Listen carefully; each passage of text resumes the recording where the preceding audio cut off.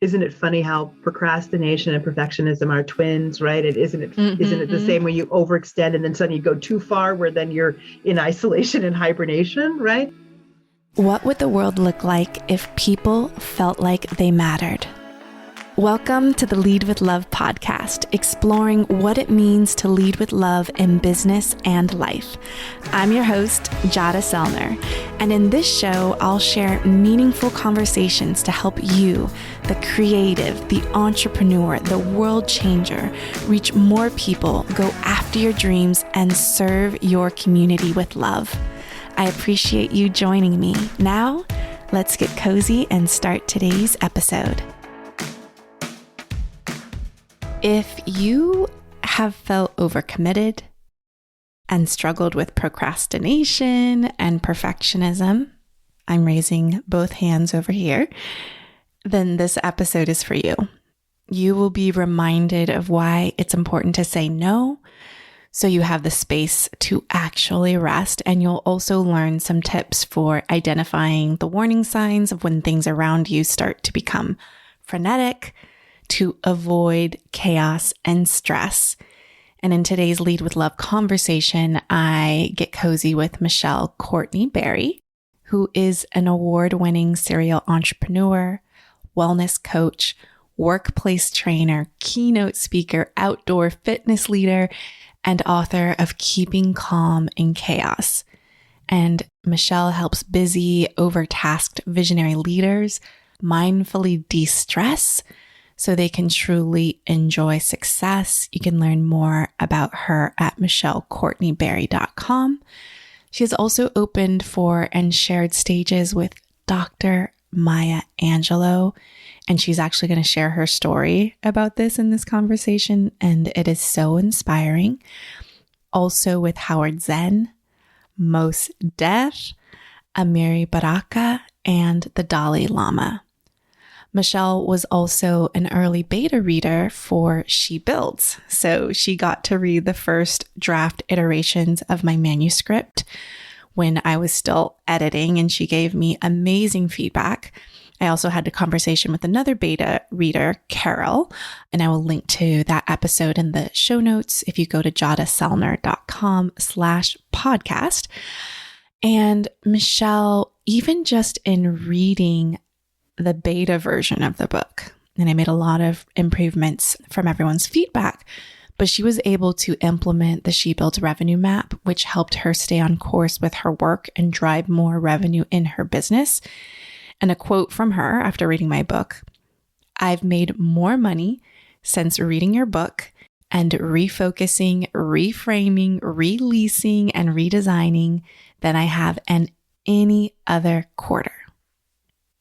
That's just like so inspiring to me, because truly my mission in writing She Builds was to make the coaching and the compassionate tools, resources, strategies, exercises that I do with my clients, whether they are in startup mode in their businesses or they have a $5 million a year business. I wanted these tools accessible where someone could borrow the book from the library. And I've actually had many people who have borrowed the book from their local library and then they wanted to purchase their own copy. And that is just so inspiring to me. Like, it really moves me, and I'm so thankful. And now that She Builds has been out for over a year, she's actually, she's a she, and she uses she, her pronouns, and she's very extroverted and likes to explore the world in many, many places.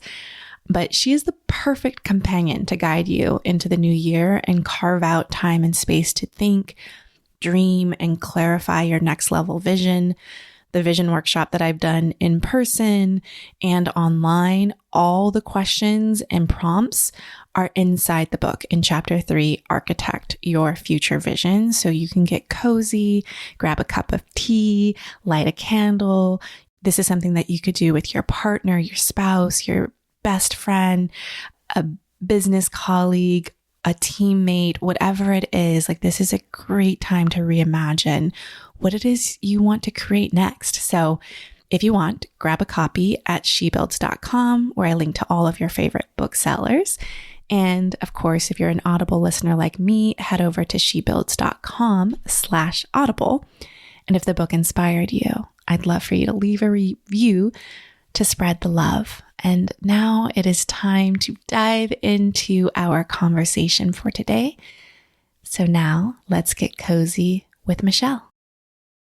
Michelle, welcome. I'm so excited to have you on the Lead with Love podcast. And obviously, you know that you had an opportunity. How we met on my side of the street was you were one of the early beta readers of She Builds and got to read the very raw pages that still needed lots of editing and trimming and refining. And you were a huge contribution to that process. But I actually chose to have people read my book who had never worked with me before, who I'd never coached, or they've never been to an event of mine. So it was a very interesting process, but I wanted to be able to have people read it who don't know me, because I hope that more people who don't know me will read the book. So that's how I got to meet you.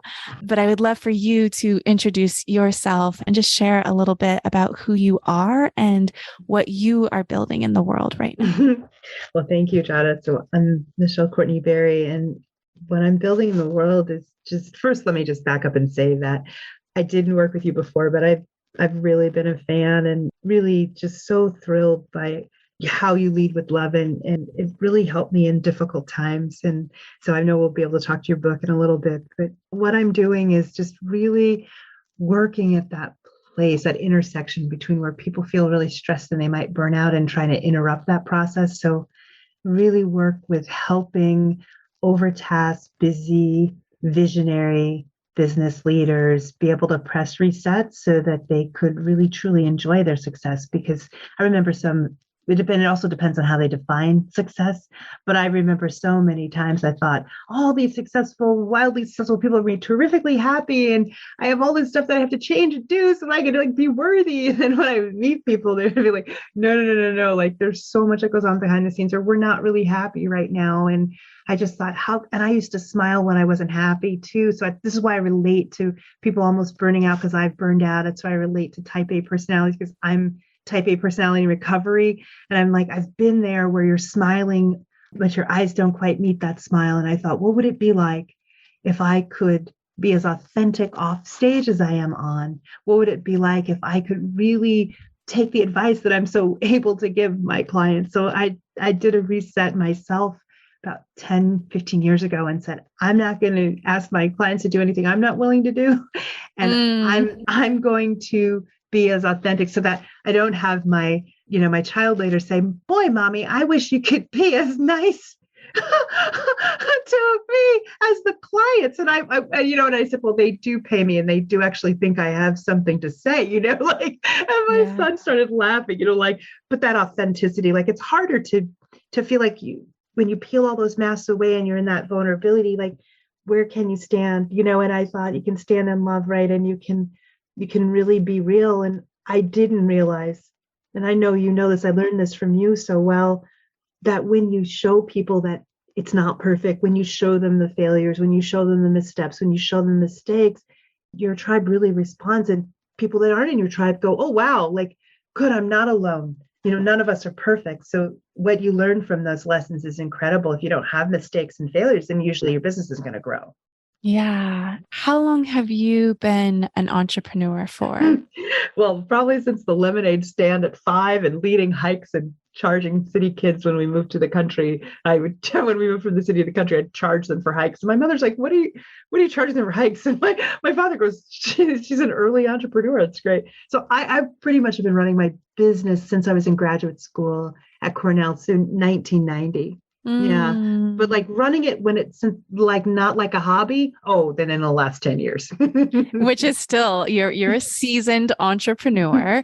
And I also love that you support people around burnout. And that was actually one of the things that was really helpful for me around receiving feedback from readers, because I know all of us get very sensitive, right? Of what is someone going to think? Is it good enough? And, also being able to take constructive feedback of how can you make things stronger and better. And I remember in your feedback, you actually shared about how it's WHO, right? The World Health Organization, officially defining burnout. And so I tied that into the book. And I loved how generous you were with the things that you shared. And I took them all to heart and really implemented them and integrated them. But I would love to hear about what your experience has been being a seasoned entrepreneur with, having that entrepreneurial spirit since the age of 5, reading a business book in this season. Like, what was that experience like for you in reading She Builds, and kind of what were the lessons and ideas that really resonated with you being, you do this work too. So I think it's really helpful to hear. Yeah, sure. And I really appreciated when I was reading. My head was starting to hurt the number of times I was nodding, and going, you tell it. Yes, I agree. Just in terms of this way of being anti-hustle, because I think so much of the literature is that you do hustle, you have to lean into, discomfort, you have to, burn the candle at both ends, all the cliches. And when you talked about burnout not being an option and looking at anti-hustle and looking at ways that when we build our support squads, when we take time out, and when we need it, when we don't apologize for that, the ways that we need that self-care, and when we set our intentions, that's when so much more profit, prosperity flows, right? Is that we're in the mindset of being in flow. And you reminded me of how you don't quit or give up, but you have to rest. And it was a good reminder, because for those of us who are coaching and speaking and training on self-care, there are times I have to stop myself and think, like, I can't give another talk about sleep deprivation if I'm not sleeping, right? So how can I be right and righteous with my message that I'm actually getting rest?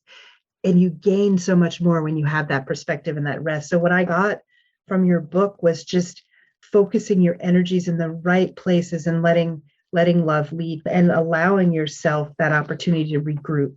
But continuously, the message of having your squad is just your support squad. And I've often seen it in what you're writing is just so real. I almost see the people when you describe them, and thinking about who's my support squad, who are the people who have me. And we're so blessed and so fortunate we have those people. And when we share that message with other people, we encourage them to have their support squad. Like, we should all have support squads. We're all worthy of it. And sometimes we often don't gather the people because we often aren't telling them we need the help.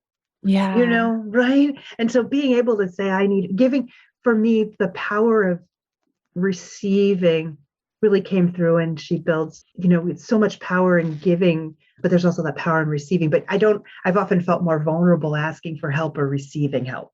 Yeah. Was there a specific example for you in where you gave yourself permission to receive that support, or something that inspired you to take action and reach out to someone that is a part of your support squad? Yeah. I mean, I remembered learning things during COVID. I did a free live show where people could ask any questions or share how they're coping or what's going on. And I did it weekly for most of COVID. And I remember people were writing like, well, we're here for you. Like, how can we help you? And I thought, well, I'm okay. And then I finally had this moment where I thought, I'm actually not okay during a lot of this, but it wasn't that I was faking it till I made it. When I was in those moments with other people, I was saying like, how it's not going so great, or here's the strategies. But I learned, like, from what I saw from comments from people who were following and good friends who were tuning in, and then strangers I had met from all over the world, they had great insights. And what I was able to do was to look at the thread and realize that other people had great groups going on and they were sharing that information. So I joined up with one of their groups, and I let other people be the expert. I let them talk, and I just kind of took it all in and took a deep breath and thought, I'm learning something here, and I don't have to prepare anything. No one's expecting me to go live. Nobody's expecting me to say anything. I can just receive. And then from that group, I joined a women's organization, and we meet monthly just to share I'm in several women's organizations. This is one really focused on business owners. And I was able to kind of get that help and support, or say, here's how I have a question. I'm not sure how to go from here to here. What did you do? And I just was able to take that in, because I didn't have to feel like I was the expert. I think, as well as you teach, you should be forever the student, right? And I was learning so much from other people. Yeah. Yeah. And I Mhm. think it's that concept that I believe is leaders need to be held to. Mhm. Mhm. And when we're taking on that definition of being the strong one, the resilient one, the one that's, Mhm. always going to rally and pull Mhm. it all together. And you made a Mhm. shift in, hey, I don't have to be the one always leading or the one that's Mhm. always kind of guiding and supporting and holding everyone else. I'm Mhm. not okay right now. And I need to be supported and held and just sit in the Mhm. seat and listen and just show up. So I think that is so beautiful that you were able to really tap into your support squad and allow yourself to truly be supported. And I'm very similar. I mean, you'll know in the book that I have several variations of how I'm supported, whether it's paid support or free support, peer based. I think it's so important for us to be held holistically in our whole lives and businesses and personally, being parents. There's just so many different roles and hats that we wear. So I love that you were able to make that shift.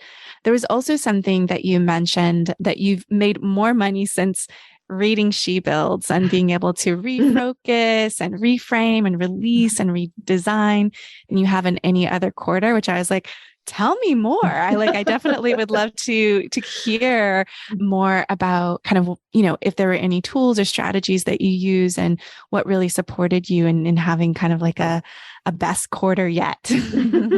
Yeah, thank you so much. I really appreciate definitely the revenue model.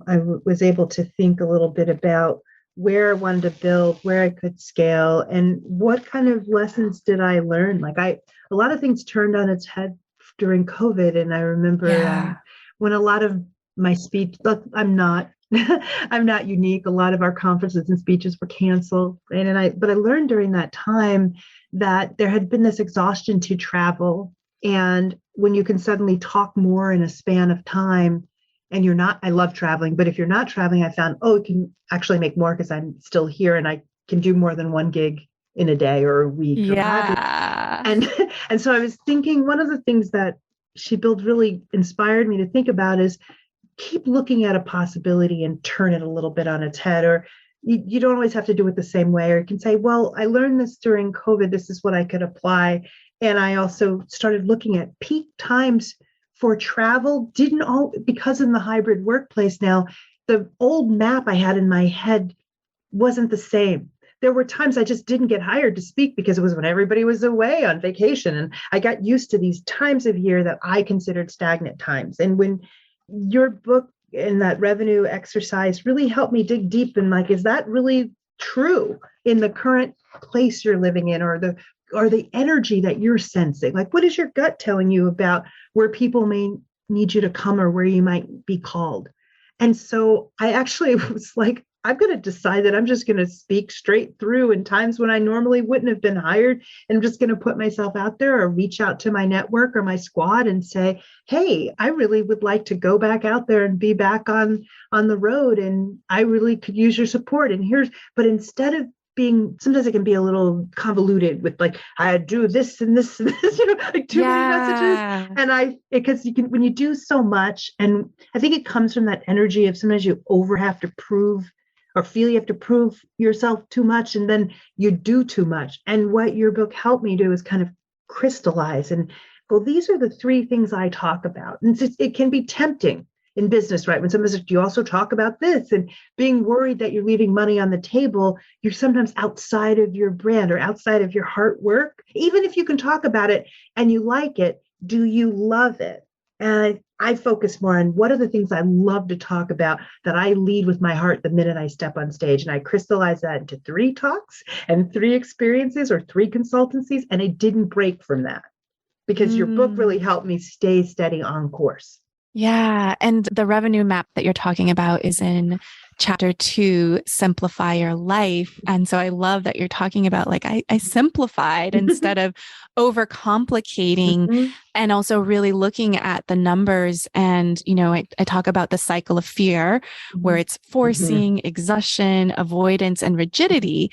And so you're saying, oh, I was kind of in that range of rigidity, feeling like, oh, this is the way that it's always been done. So these are my stagnant seasons, but you were allowed to, you gave yourself permission to really look at it from a bird's eye view of like, wait, I can change this dynamic. It doesn't always have to stay like that. So I love that you didn't stay in that stagnancy or allow that to be the truth, and also giving yourself permission to pivot and adjust and be flexible and adaptable, and also just simplify. Like it doesn't have to be so complicated, and overwhelming ourselves. But it is, I mean, I'm curious for you, what you think around that, of kind of why do we overcomplicate? Why do we overcommit? Because that also leads to burnout. And I know that's one of your specialties. So I'm curious what your thoughts are around that, and how can we kind of shift a little bit from that?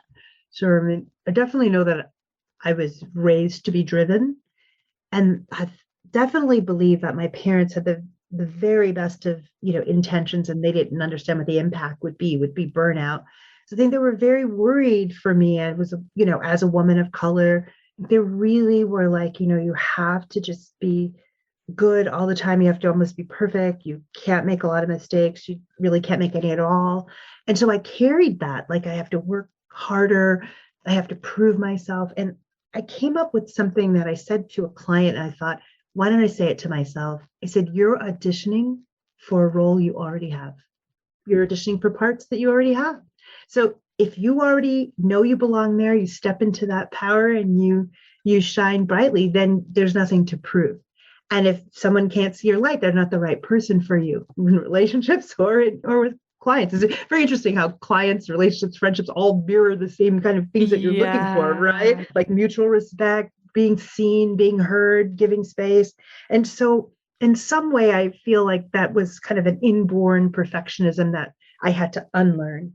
I also felt like the overcomplicating that I was doing was just not trusting let me back up and say, like, do you know when you read a book and people teach you how to write, and you're taking a course, and you'll notice that the author's telling you too much. They don't trust the reader. And you'll hear when you're writing, please trust your reader. And I know when I read a book and it's got too many details, and I think, oh, they can trust me. I kind of go with it, or I believe in this story already. They don't have to prove anything. In the same way, I think the same way with our business and our products and the things that we're sharing and want people to invest in, they already are. Usually you have a following, and usually you're building up your tribe and you're sharing great information with them, and they already trust you, right? So they don't need a lot. If somebody already found you and they want you to come and speak, they already trust you're going to give it. So you don't have to oversell. You just have to be really crystal clear on how you differentiate or how you're similar. But I think less is so much more. So I do believe sometimes as a woman, I felt like I have to do more and I have to prove myself. And I thought, why not just stand in my grace and my power and just be like, these are the offerings. This is what I offer. I'd love to speak more about it. And I do think overcommitting has come from an inability for many of us to say no and think that no is a bad thing. Yeah. I just felt this sense of exhale and spaciousness when you're like, these are my offerings. This is how I can help. And just like, we don't have to overstuff, overprove, people please our way. But also it's important for us to understand the cultural context of it's not our fault that we've wound up in this place of exhaustion and overwhelm, but it is our responsibility to bring more light and awareness to that there is another way that we can do this. And so I'm just happy that you really shared that. You also mentioned, which I loved how you weaved in, looking at the revenue map and your numbers and your offerings, and then even tapping into your support squad for that. So I thought that was just really cool of kind of having those two pieces actually support each other, because I don't think we talk about that enough, of the people that you lean on, your network, your community can also be powerful referral resources, and not just for clients and customers, but also for vendors and services and different things like that. Like it's just these people that you can just send a quick text message to versus, an email blast to thousands of people. There's something very powerful about that one-to-one connection and asking for support in that way. So I just thought that was really cool that you tied in making money and also being able to receive support can actually live cohesively together. Absolutely. Absolutely. There was something else you also talked about of, that actually reinforcing self-care, allowing yourself to rest, not quit, actually helped you drive more revenue. Can you talk a little bit more about that? Mhm. Yes, I'd be pleased to. The ways in which fear and scarcity go together were things I hadn't meditated fully on. So when I worried, I feel like I was constricting the opportunity to grow and to make money. And I thought, what would it look like if I took the lessons from the book and if I took my own stories that what I can see when I've made more, when I've made less, what did those things have in common? What they had in common was so much fear. And I said, I'm going to step right into all the advice I'd be willing to give and take it. And a lot of people ran their businesses very bravely, courageously through COVID. And I went part-time with my business and was working full-time. And I thought, okay, I'm going to do this for a couple of years, but I got to get back out there. And then I started having this worry, like, well, what if? And I thought, well, I'm doing so well with my business part-time, it'll be fine full-time. But that fear of giving up the full-time job, And I thought, well, I'll just ask. I'll figure out what 3 or 4 months to 5 months of full-time work look like at the job. And I'll more than match that with my business. But instead of being worried or speculating, I meditated, I exercised, I prayed on it. I really just held it. I saw myself being very successful back out full time again. And then I went to my women's network called Chief, and I just simply said, this is the number. Like, this is like, I didn't put this on a board. I went to a couple of people on my squad and said, this is the number that I really think that I could make with your help. And one person stepped up and said, oh, we'll pay you that for one appearance. And I just burst into tears, because there was that way of like, and then there was like, don't start thinking you're not worth that. Like, be like, oh, that's the number? Huh? Like, who knew? and learning to price myself again. And what do you make doing that? And how that's, it's all your labor. And I was also struggling to finish my book. And the same client was like, oh, I'll help you finish that. Like, how much time off do you need to do that? So we'll see you in a couple months and we'll pay you this. And that'll enable you to finish your book. And I thought, I called that person back and I said, you changed my life then, because I did the things I told other people and somebody was right there to have me. Yeah. Right. Like I just asked for what I wanted. Very yes. And that's what I love to say your dreams out loud so that other people can hear them, because you have no idea who is listening or what one person, like who they know or what opportunity they can open up for you. But when your request is clear without having attachment to how or when or who's going to help you, then people can show up and rise and be like, oh, that's easy. Like, that's it. Okay, cool. Let me help you with that. Something that was really cool and interesting. I know you did free weekly Facebook Lives where you were really showing people how to reduce stress and chaos. So I just wanted you to, you talked about like best practices for managing stress and change in uncertain times. And I know I talk about some strategies inside She Builds, but I'm curious if there are any that, if there was like one stress chaos reduction strategy that you feel has not only been helpful for your clients and your communities, but also for yourself. Oh, sure. Thank you. It definitely slow down. I know you talk about this in She Builds. It really, if you start to feel the warning signs or it's too much, or you feel you're starting to overcommit again, or you feel you're starting to withdraw too much, because, isn't it funny how procrastination and perfectionism are twins, right? Isn't it the same when you overextend and then suddenly you go too far where then you're in isolation and hibernation, right? Yeah. And so one thing that I've been able to do is monitor when it starts to feel frenetic, what the warning signs look like, what they are, and just stop, breathe, know it'll all be there tomorrow. You don't have to stay up all night, go to sleep. It's so much better with rest. And it looks differently. Like all the things that you think are emergencies, if you get sick, you can't do them anyway. So if you can preserve your wellness, so what is it that in wellness is more than just, physical and emotional. There's 8 dimensions. Like, of all of those things, what place is hurting the most and needs the most attention? What if I gave that part of wellness some thought or meditation? Like, what part of me really is missing or yearning the most? And I found when I focused on slowing down and figuring out what's really happening, then I made a self-care plan and thought, now I can come back. And I don't mind slogging long hours. I think any of us are used to that. Like, if I could carve out when I'm going to take a day off, or 2 or 3 or a whole week, I will work a very long day knowing that I get that payoff. But sometimes, you know what I mean? But sometimes the days piling up where they're all 16-hour days. And then why am I self-employed then? Right. Right. Right. And I know that some people think it can all be fun and games. Like, I'll have people say, oh, well, you can do that because you're self-employed, or, oh, you can donate that because you have a business. Like, oh, we have to subtract it from something. Like, we can donate, but it still there has to be a number above that. And of course, the more we give, the more we get back. I have no problems with giving, but I found that I had to find balance where I was giving so much that my business was a hobby and it wasn't, making money. And I've had great mentors and great coaches who just said, you can give more when you're bringing in more. You can do more when you're actually resting more. And just taking that advice, I thought, let's try it. So when I was on my show, I was like, I'm actually starting to follow this advice and it's going really well. Like, I started checking with my audience saying, I'm doing it. Like, and sometimes it's good to, when things are nonsense, to be able to call them out. Like, I'm the biggest light love, I'm a Reiki master, breathing in Om, but sometimes stuff is nonsense, and I think we don't have, like, when somebody is just, we have to sometimes look at some of the stuff and think, is that true for me?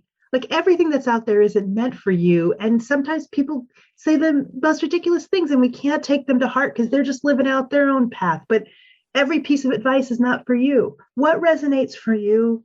What works for you? And I try to sit back and breathe in and go, that makes sense. That makes good sense, not just to my mind, but to my heart, Yes. Well, I love that you shared that, because I think we think of, like, okay, anti-hustle, so never work hard. But I think we need effort and we need ease. We need structure and we need spaciousness.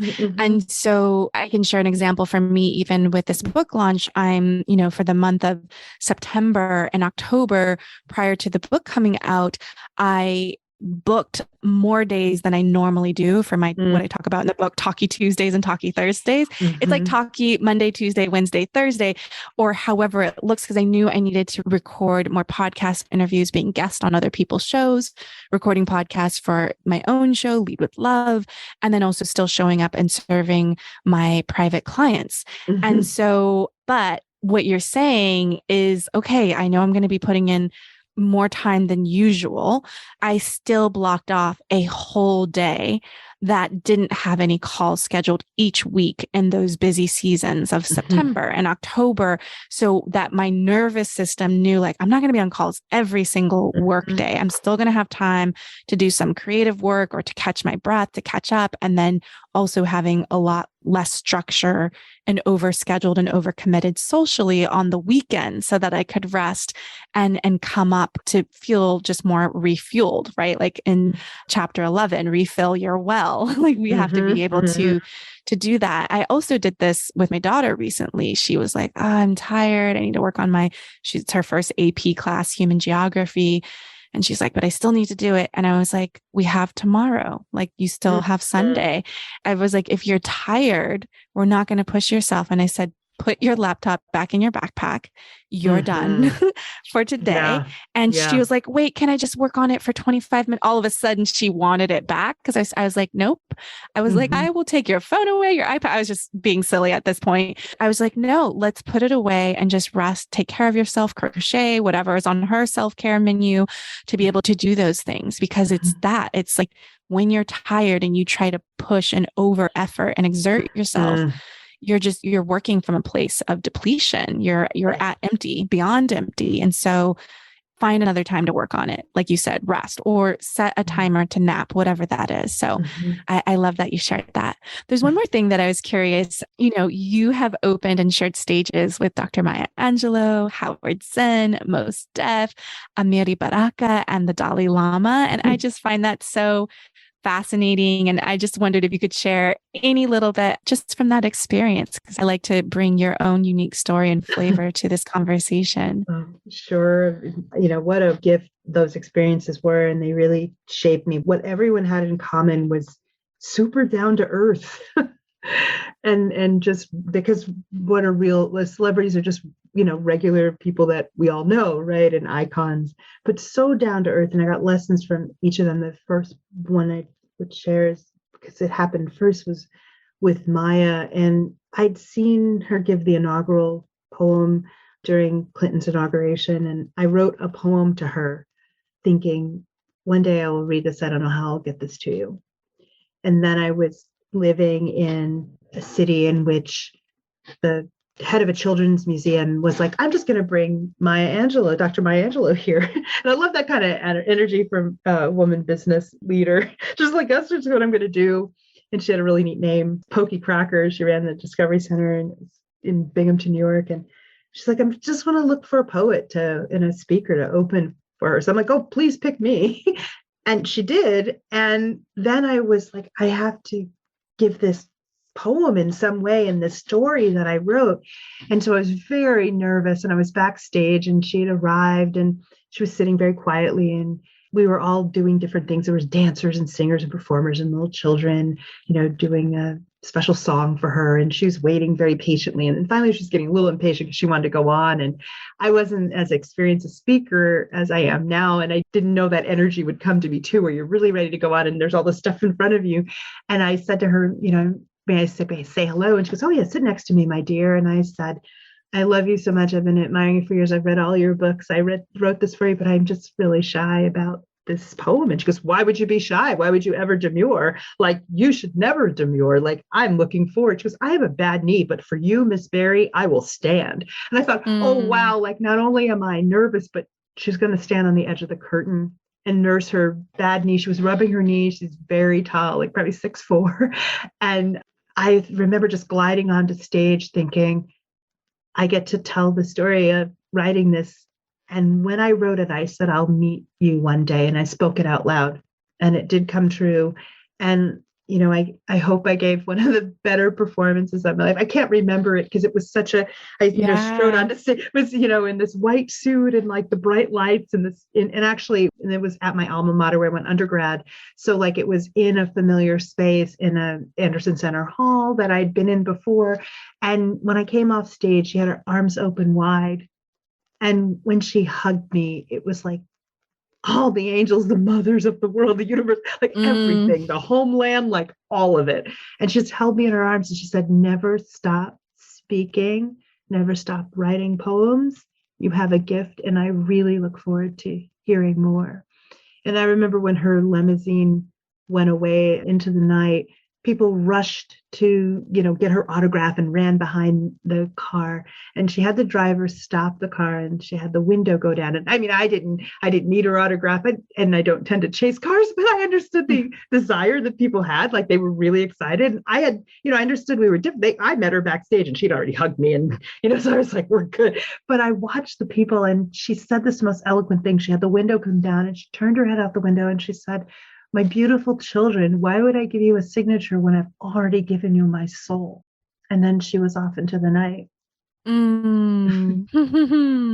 Thank you for sharing that. It's so beautiful. And just the power of setting intentions, right? Of creating this body of work, this poem, and you put an intention of, I'm going to read this to Maya one day. I don't know when or how.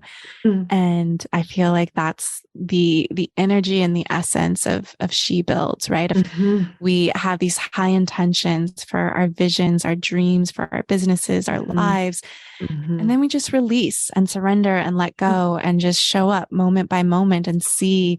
I'm sure you weren't expecting like, oh, this is the moment I'm going to get to read the poem. Like that wasn't like a strategic plan, but you knew there was an intention set in your heart. And when the moment arrived, then you were like, this is the moment. And you showed up and you chose yourself and you spoke up even being, nervous and scared to share, especially so powerful for someone when you've read their full body of work. That's just so phenomenal and interesting that I would use that word because I love her poem, Phenomenal Woman.